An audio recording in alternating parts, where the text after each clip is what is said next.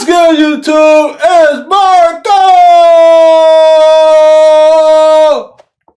B back with another video, man. Thank you, Jesus, for allowing us to be here another day. Today, we got a video about hockey psychology. It says Celebrini has become an absolute savage, and I agree with that statement right there, man. So let's not waste no more time. Let's go ahead and get into this video. Hit that like button, hit that subscribe button, turn those post notifications on. Let's do it. What Macklin Celebrini is doing this season is simply unbelievable. He's making history in ways that has him in the same conversation as Wayne Gretzky and Sidney Crosby. The San Jose Sharks rookie has factored in on 50.8% of the team's goals this season, a rate that would represent the highest ever recorded by a teenager in NHL history. He's the only teenager named to an Olympic team, and he just had himself a dog of a performance in this game against the LA Kings. Now, this is a big game for the Western Conference standings. If y'all haven't seen that reaction, go check that out, man. LA Kings versus the Sharks. Both of these teams are fighting for a wild card spot. Lots of bad blood and history between both of these franchises, so let's jump right into it. The first period had no score, so we go to the second where the Sharks have a power play and Celebrini gets right into the mix. Now, San Jose's power play is middle of the pack of the league, but they have the right idea here to get on the board.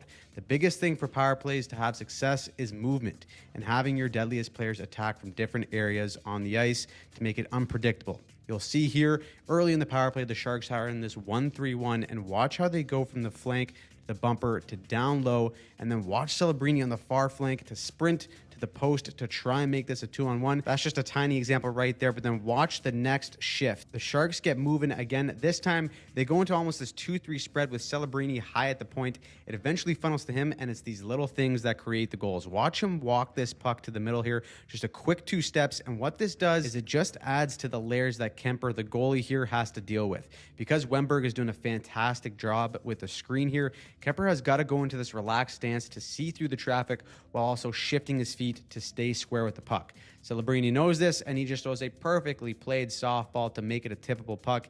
It causes a bounce, chaos ensues, and Toffoli buries it to make it 1-0. Yo, I'll tell you, it was amazing. Now, keep in mind, this wait till the end of the game. Later in the game as it comes back into play. Now the Kings need a response. So 8 minutes left in the second. It's a face-off, and the mandate here, no matter what, on a defensive zone face-off loss, is man-on-man coverage. Take a look at this set play from LA, and keep an eye on Fiala on the left wing. This is going to be Leddy's assignment off the draw here, but as soon as LA snaps it back, Fiala's going to swing directly to the half wall while everyone else marks their man. This is such a great play if you win the faceoff because you force this defender to have to vacate the front of the net in order to stay with his man. It's an unnatural read for the defender, which causes a slight delay. That is all Fiala needs to get open for this pass. And even though Leddy closes in on him and blocks the shot perfectly, the Kings get a good bounce because they had the right process. Sure enough, it ends up in the back of the net, and this is a 1-1 game tied going into the third.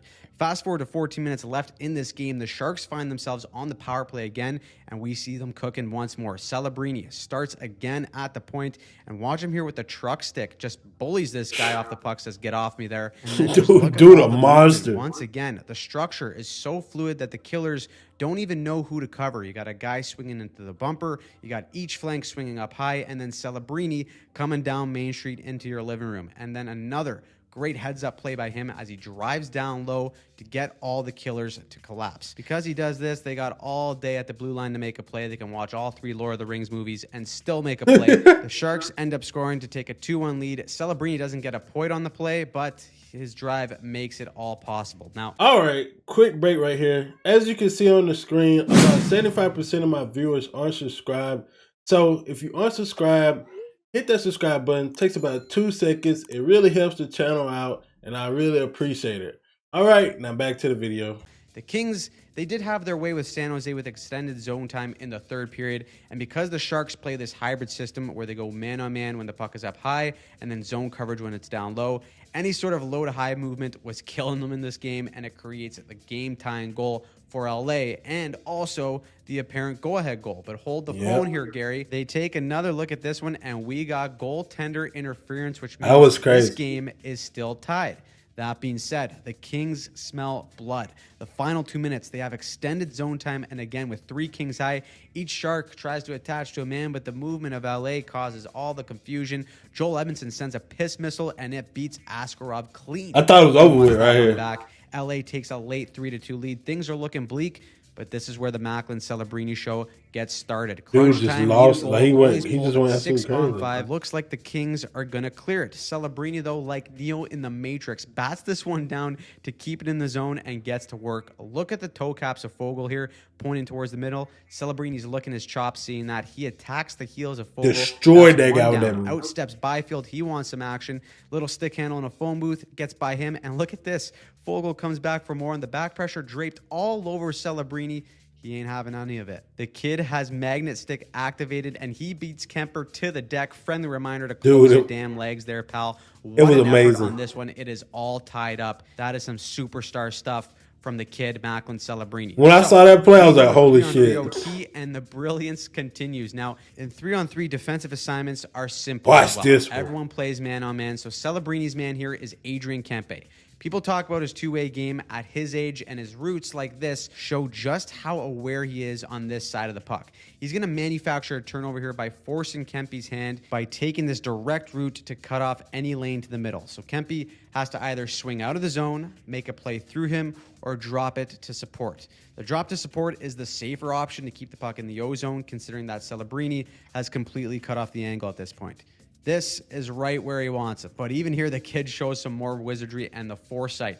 When Kempe drops this puck, the right play is to make an offensive stick check here to buy his teammate some time. We see players do this all the time to tie up the opposing player's stick to create just a second of space or a lane opening for his teammate. And knowing Celebrini has the jump, Kempe does this. He gets ahead of it. He knows it's coming.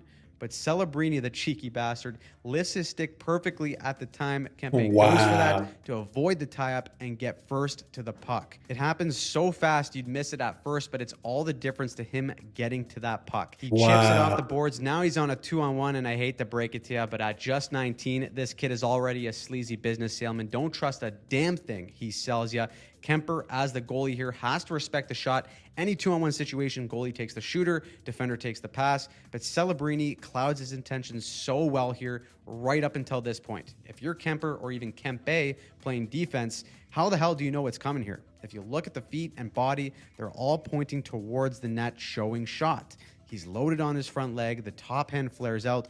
All this is saying shot except for the eyes, Chico. He's looking at his teammate the entire time, but plenty of guys do this too. They give it the old no-looker shot where they use their teammate as a decoy and then fire it on net. So Kempe sees all this as a defender and thinks he's loading up. I want to get a stick on it. So he lunges at Celebrini. The unreal separation from the top half of his body, from the it was so amazing in real time. Past this puck last second.